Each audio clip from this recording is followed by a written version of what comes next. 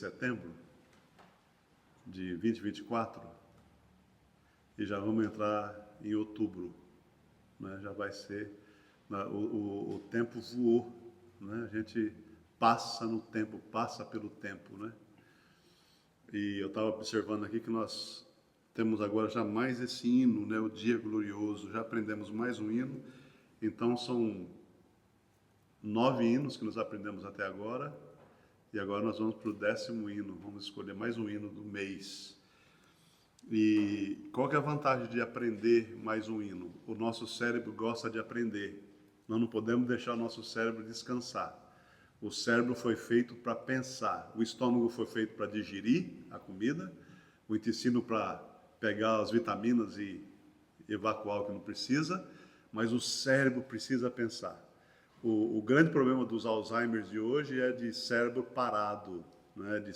Então, uma dica, além de aprender coisa nova, movimento novo, né? Eu não sei quanto tempo que os irmãos não deitam no chão da casa, sair do lado diferente da cama, né? A gente todo dia levanta do mesmo jeito, o ano inteirinho, não sai do outro lado, né? Escova o dente equilibrando no pé esquerdo, penteia o cabelo com a mão esquerda, quem não é canhoto, fazendo coisa diferente, né? O nosso cérebro gosta e é bom aprender. E outra coisa boa também é os irmãos escreverem. O digitar não te ajuda nada, né? No computador não ajuda nada, mas o escrever dá uma noção cognitiva do seu cérebro com aquilo que você está escrevendo. Então escreva, pisca, né? Leia o livro. Eu não gosto muito de ler na internet porque eu acho muito claro para mim, muita luz, mas abra um livro, leia, né? Tenta guardar, comentar e se edificar na leitura daquilo que vocês têm lá. Então, nós como cristãos não somos... Diz que tinha um homem que tinha um barco. Essa é uma coisa antiga, uma ilustração antiga. E ele tinha no barco dele um livro com cada letra, A, B, C, D até o Z.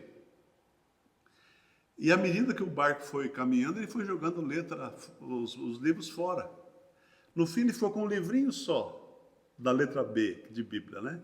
Eu sei que a Bíblia é suficiente, mas nós precisamos ler de A a Z. Tem outras coisas boas para ler, né? Tem coisas muito boas para ler na literatura brasileira.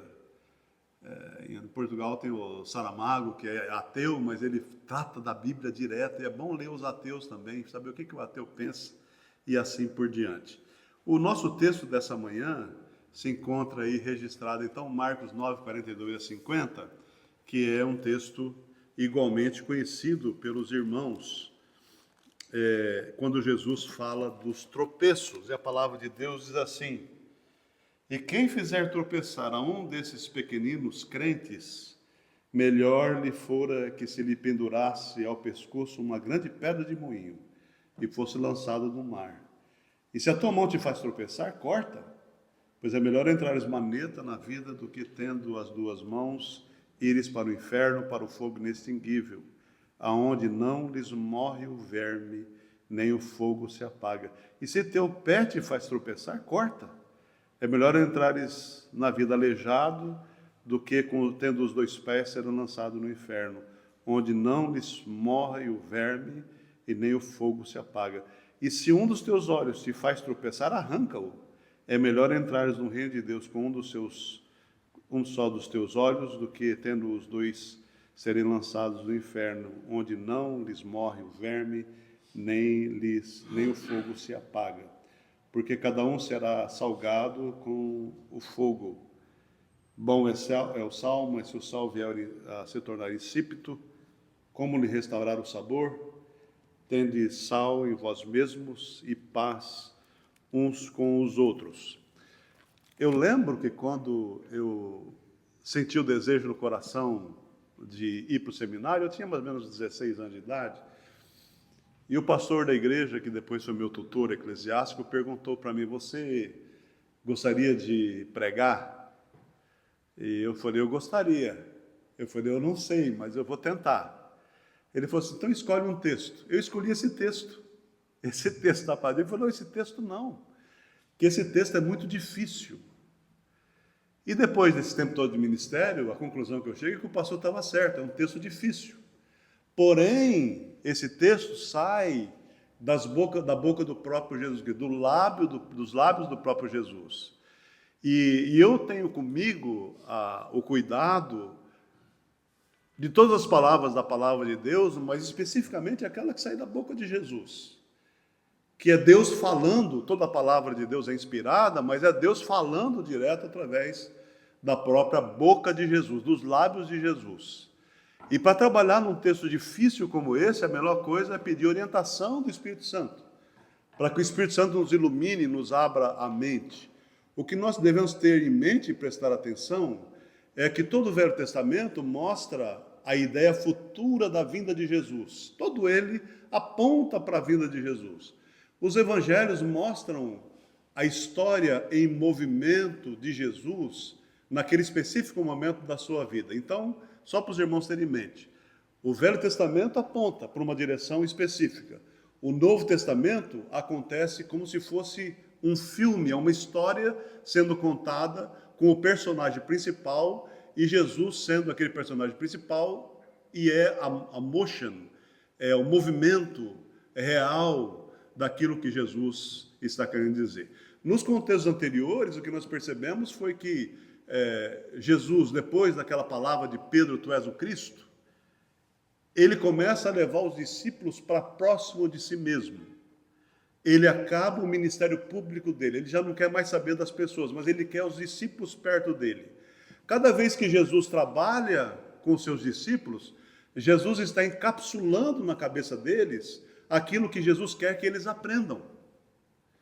E Jesus, como mestre, ele tem a chave da cabeça de cada um e trabalha para que eles encapsulem aquilo que Jesus tem a dizer. E Jesus traz para perto dele quando ele quer ensinar, como se fosse um professor.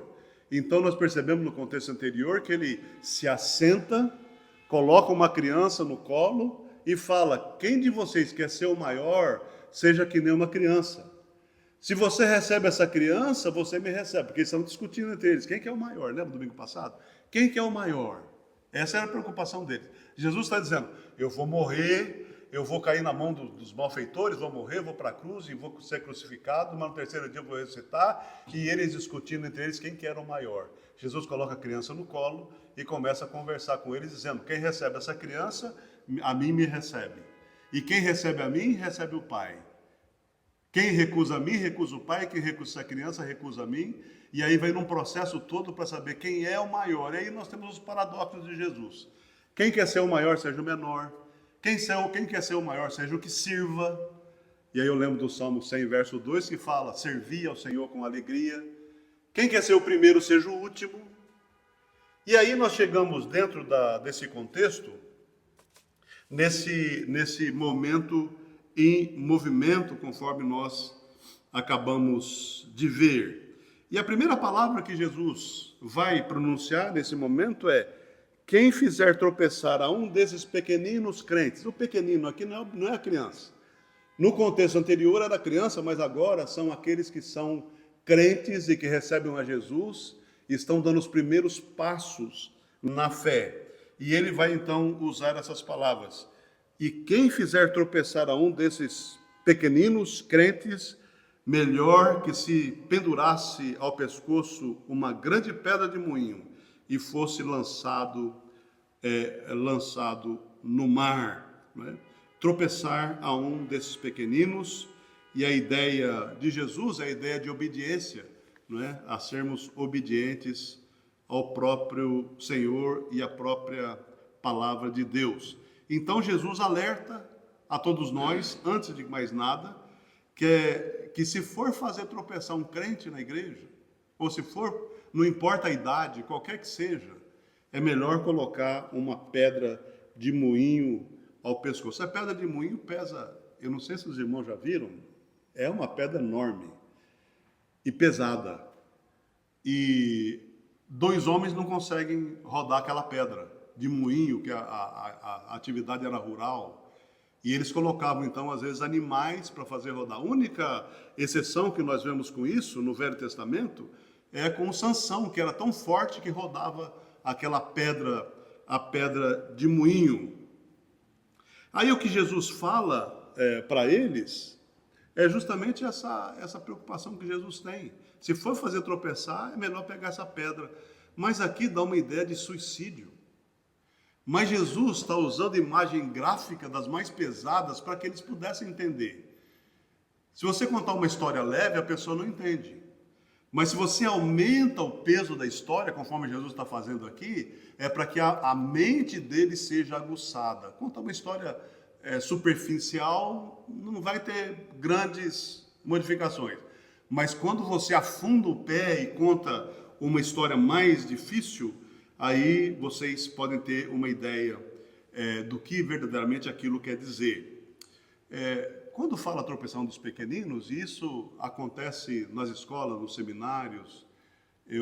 Tinha um rapaz no seminário, uma ocasião, em que ele chegou no seminário e de uma maneira muito difícil, e ele fez uma prova, e o professor pegou a prova dele toda em vermelho, a prova dele colocou toda em vermelho. O pastor falou assim, olha, a sua prova aqui é o mar vermelho, duro vai ser você passar por esse mar.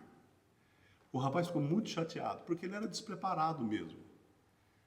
E aí um outro professor falou para ele assim, ô meu filho, você está muito defasado na sua leitura, na sua escrita. A minha sugestão para você, porque ele ficou muito triste, a minha sugestão para você é que você gaste o seu tempo para tentar recuperar. Então mostrou um meio de até parar aquele rapaz.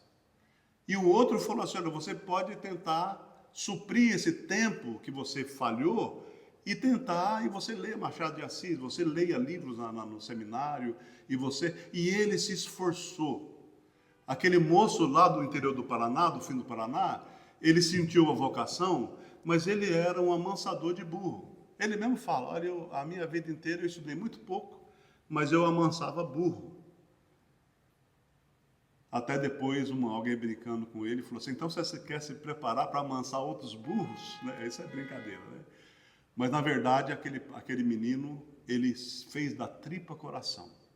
Ao invés de ele pegar aquele primeiro momento negativo e enterrar, sepultar o seu desejo de se tornar um pastor, ele ressuscitou o desejo no coração dele e terminou o curso e fez um curso de inglês, conseguiu uma bolsa em Atlanta e fez o doutorado dele. Então, a ideia do texto é que, se for para fazer tropeçar um pequenino, é melhor que não se faça. Porque aí Jesus vai nessa palavra muito mais difícil. Aqui também nos Estados Unidos, eu frequento um grupo do presbitério, em que por muito tempo eu cuidei de alguns seminaristas. Lá no Brasil me deram seminaristas ruins e graças a Deus, Deus deu vitória. Aqui também vieram 2. Terrível. Os irmãos não têm ideia, mas os psicólogos analisam o comportamento e depois vem um documento para o tutor. E o tutor lê aquele parecer dizendo, esse aluno ele não tem condição de continuar. Ele precisa ser colocado fora do seminário, é hora de tirar do seminário. E quando chegou na minha mão, eu falei para ele assim, olha, a ordem é de botar você para fora. Nós temos 2 possibilidades. Ou você continua nesse caminho e vai perder 3 anos da sua vida, ou você vem comigo e nós vamos tentar salvar a sua candidatura. Você que faz, você que sabe o que você quer fazer. O que você quer ver? Ele falou, eu quero salvar. Eu falei, então nós vamos seguir nesse caminho aqui. E geralmente o caminho é um pouco de liberalismo. Um dos rapazes, por exemplo, que eu tratei, ele saía com as moças, embebedava as moças e depois queria beijar as moças não queriam beijar. E aí então ele estava sendo qualificado para ser colocado fora, por causa do comportamento. Eu falei, então enquanto você estiver comigo, você não namora com mais ninguém. A não ser que seja sua esposa, a mulher que Deus te deu. Mas por enquanto você está comigo. E nós ficamos e Deus ajudou. Hoje ele é pastor lá na Pensilvânia. O que eu estou querendo dizer com isso, meus irmãos, é que Deus nos dá a oportunidade de trabalhar com pessoas e ajudar as pessoas. Quando a pessoa fala assim, mas pastor, essa igreja funciona assim, mas eu falo às vezes, nós somos um hospital, nós estamos caminhando. O Senhor vem trabalhando conosco, nos ajudando. Todos nós somos falhos e precisamos de socorro. E aí, Jesus, então, na sequência, depois de contar a respeito desse moinho, ele vai numa profundidade maior ainda. Quando ele fala, depois da pedra de moinho, ele vai dizer a respeito da mão. Se você tem a mão que te faz tropeçar, se o teu olho te faz tropeçar, se teu pé te faz tropeçar, é melhor que você corta do que, se for para você fazer algum desses pequeninos tropeçarem, é melhor que você corta o seu próprio pé, a sua própria mão, né? a sua própria vida. Nós temos algumas coisas que chamam a atenção no texto, é que o mar na literatura judaica é lugar de temor, de medo, de monstro. E aqui Jesus, então, marca um ponto de advertência terrível com linguagem gráfica, de metáfora, de imagem. E ele faz com que eles imaginem da insuficiência deles na questão do comportamento em relação àquilo que eles mesmos têm. Se a tua mão te faz tropeçar, arranca, corta. Ou seja, Jesus aqui, de repente, faz outra comparação, que na tradição judaica, ao respeito contra qualquer autodesfiguração. Porque no meio dos gregos, eles cortavam, faziam tatuagens. Mas no meio judaico, isso é impossível. Melhor que não se faça, porque mãos e pés e olhos são dádivas. Dádivas para que nós possamos viver uma vida ainda melhor. E Jesus afirma aqui, com as suas mãos são preciosas, mas se for fazer você pecar, se o olho for fazer você pecar, se os pés forem fazer você pecar, é melhor que você tire. Aqui tem toda uma explicação teológica que mais para frente o pastor ainda vai passar para os irmãos. A mais terrível calamidade para qualquer ser humano é aquela que leva o homem ao inferno. Lembra que eu falei no começo para vocês? Prestar atenção nas palavras de Jesus. É melhor o olho, sem mão e sem pé, do que a pessoa ir para o inferno. Ninguém fala mais do inferno do que Jesus em toda a Bíblia. Jesus fala mais do inferno do que o próprio céu. Então, a mais terrível calamidade de qualquer ser humano é essa ideia de inferno. Nós não queremos saber de inferno. Nós procuramos não falar, mas Jesus é que usa essas imagens gráficas terríveis para falar a respeito do inferno. Os pregadores antigos falavam mais do inferno do que do céu. Nós temos Jonatas Eduardes, que é um especialista em falar sermões sobre o pecado. Hoje, os sermões são longe da realidade daquilo que Jesus falava. Mas as pessoas hoje têm menos preocupação com o inferno, acham que isso é uma impossibilidade, mas na boca de Jesus é uma possibilidade das mais terríveis. E aí, nós percebemos que no século XXI, as pessoas pregam sobre o bem-estar. Você tem que estar bem com você, presenteie-te a você mesmo. Mas Jesus fala ao contrário. Aquele que quer vir após mim, tome a sua cruz e siga-me.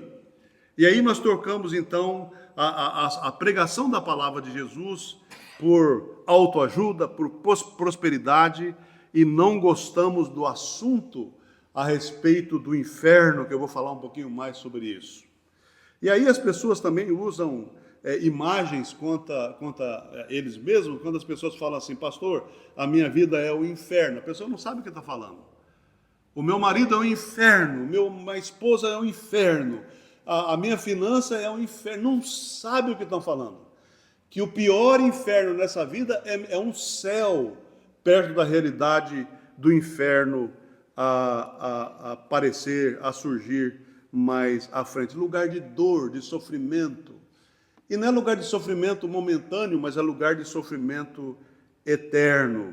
E aí, uma grande verdade a ser dita aqui por todos é que na Bíblia Jesus então fala mais do inferno do que do céu. Jesus profere pelos lábios deles esse terror que nós não queremos trabalhar, que nós não queremos raciocinar. Nós falamos, mas Jeremias não fala, mas Paulo não fala, Pedro não fala, mas o problema é que Jesus fala.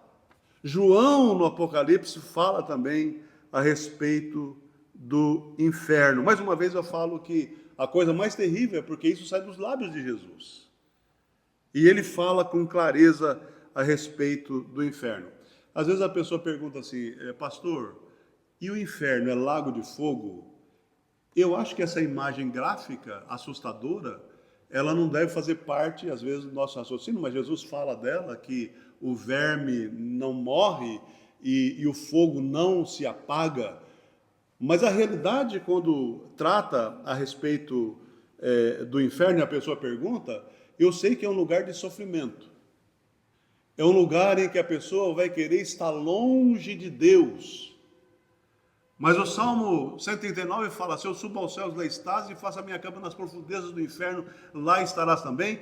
E a grande questão é que, na caminhada da vida da existência, aqui justos e injustos, tem a graça, a misericórdia e a graça comum, todos são agraciados com a vida, mas quando passar para o outro lado, já não vai ter mais graça, não tem misericórdia. Ele vai ser totalmente isento de qualquer bondade de Deus. E ele em trevas vai ter que suportar a luz eterna da presença de Deus e da ira de Deus. E a palavra fala, terrível coisa é cair na mão do Deus vivo. Por isso que nós devemos estar atentos ao que a palavra de Deus nos orienta nessa realidade do próprio inferno. Não é? Então, alguns dizem que o inferno é a ausência de Deus. Não é. Mas é a ira de Deus eternamente nas nossas vidas. Quando acontece uma catástrofe das mais terríveis, nós às vezes então queremos falar que é o inferno, mas nós não temos ideia do que é verdadeiramente o inferno. Você não tem ideia. Nós não temos ideia. Eu escrevo aqui dizendo que o inferno é um lugar que nós não desejaríamos para o pior dos nossos inimigos. Por mais que você sofra e tenha de sofrer nesse planeta, você ainda está debaixo da graça e da misericórdia de Deus, mas no inferno você está longe de qualquer ação da graça comum. E o desejo é que ninguém tenha essa experiência, mas que todos busquem se socorrer na presença do Senhor, na presença de Deus, através do próprio Jesus. Então eu queria que vocês percebessem o seguinte, o céu é com Deus em Cristo e o inferno é com Deus sem Cristo.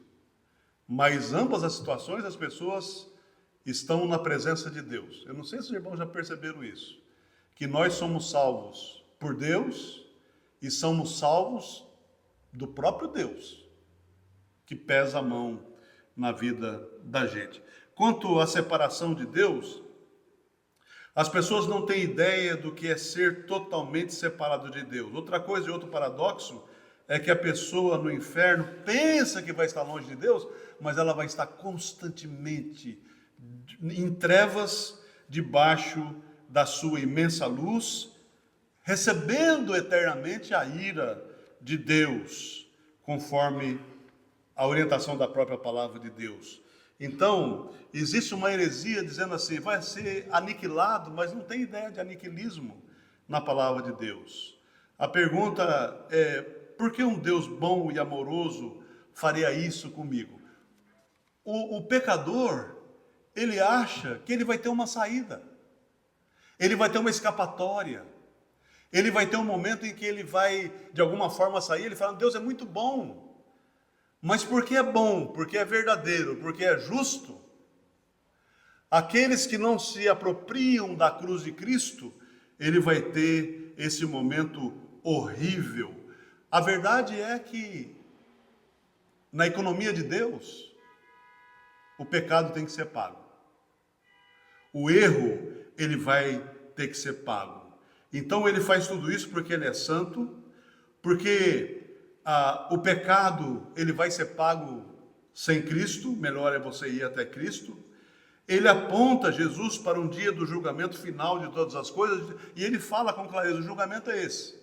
Quem crê em mim está salvo, mas quem não crê já está condenado. Então nós vamos recitar para quê lá no futuro? Para galardão. Eu particularmente não gosto daquela ideia desses pastores não reformados, que ele fala assim, lá no céu vai ter um telão e vai mostrar todos os seus pecados. Que ridículo isso. O pecado de ninguém edifica ninguém. Deus ia falar assim, agora vocês vão ver comigo, bota no telão todos os seus pecados. Isso é ridículo.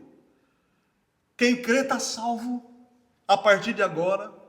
E a partir de agora começa um processo de céu na vida do crente.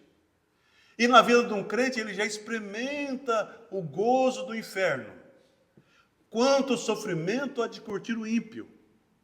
Mas os que confiam no Senhor, a misericórdia o assistirá. Olha que bênção.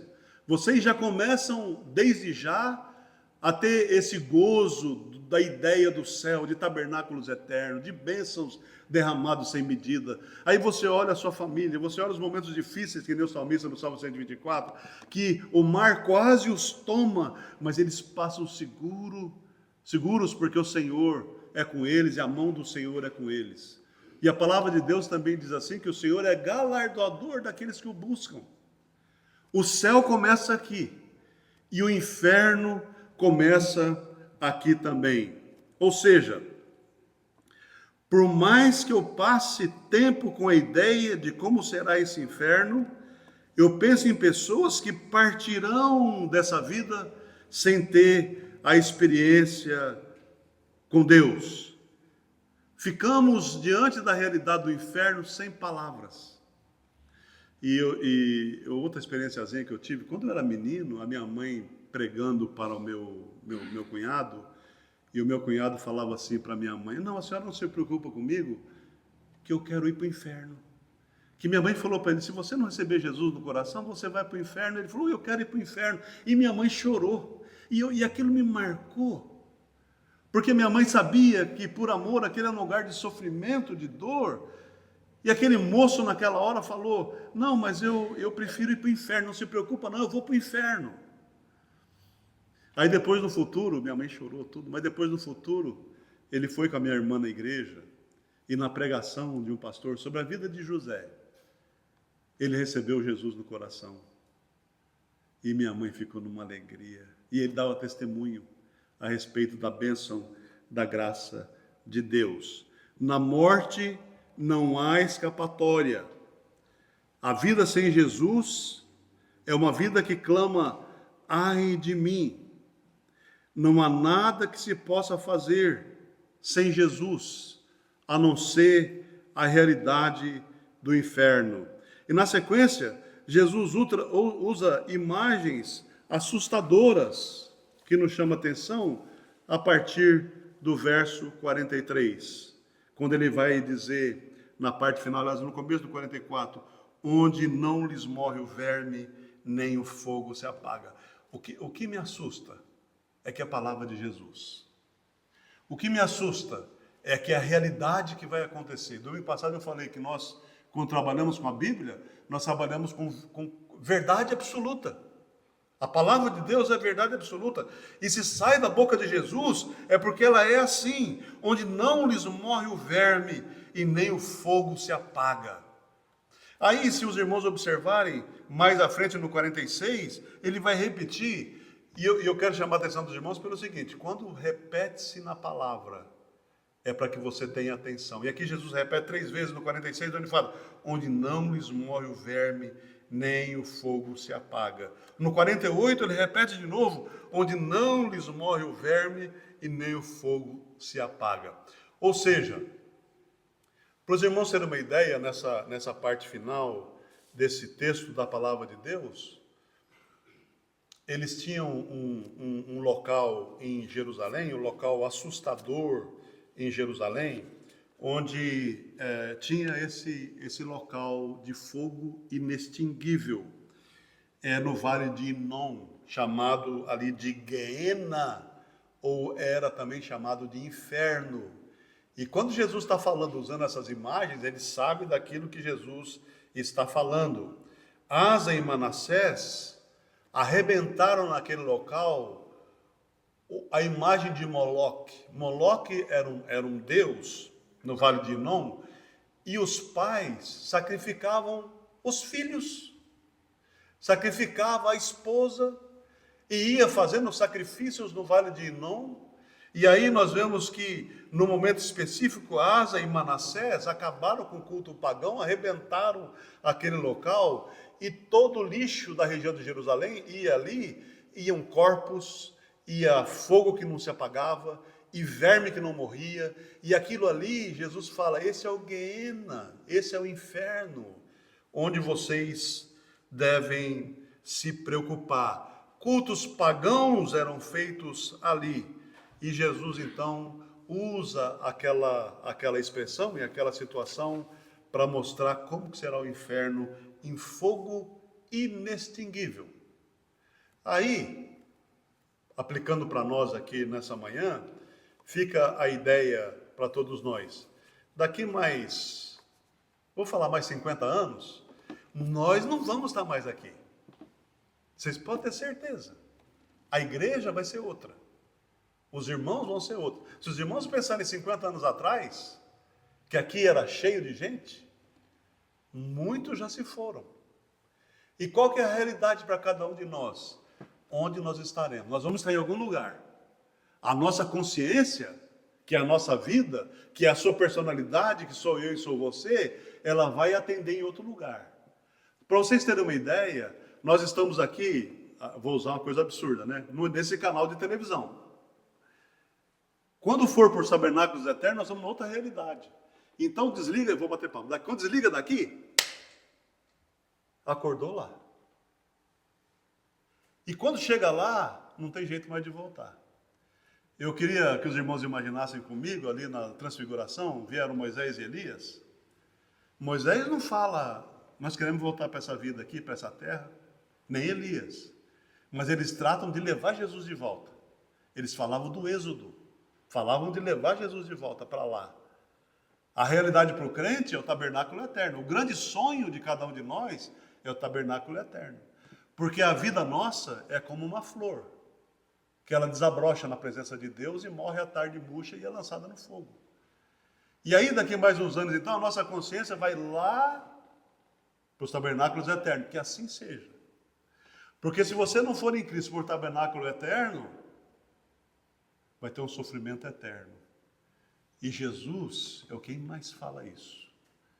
E nós devemos ter misericórdia das pessoas com quem nós nos relacionamos, sabendo que no erro, para onde elas irão? Eu não sou ninguém para dizer isso aqui vai para o inferno ou aquele ali vai para o céu, que isso é adâmico, mas eu sei que eu devo interceder e pregar o evangelho para tirar o máximo possível de pessoas, para que daqui a tanto tempo a gente não tenha essa experiência tão horrível de ter uma pessoa eternamente sofrendo no inferno. Vamos curvar as cabeças diante de Deus, em nome de Jesus. Pense em você mesmo antes de pensar em alguém que está longe, lembrando que Jesus fala que nenhum tio, nenhum Y vai falhar das minhas palavras. E a realidade que Jesus fala para você e para mim é que lá no Guiena é lugar que não se morre nem verme e o fogo não se apaga. E você e eu devemos nos apropriar da pessoa de Jesus, que é a única saída que pode fazer com que nós saiamos desse destino horroroso e estarmos caminhando para a graça da glória em luz com o Senhor Jesus. Dá, Senhor Deus, através de Jesus, essa graça na vida dos meus irmãos, na vida daquelas pessoas que nós amamos e estão distanciadas do Senhor Jesus. Que a palavra nossa de testemunho, de evangelização, sejam palavras de alerta, conforme Jesus diz aos seus discípulos. E dá que nós não atrapalhemos ninguém de se aproximar mais do Senhor. E ajudemos as pessoas a receberem Jesus no coração, como Senhor e Salvador. É o que nós te pedimos humildemente, orando em nome de Jesus. Amém e amém. Nos colocar em pé e nós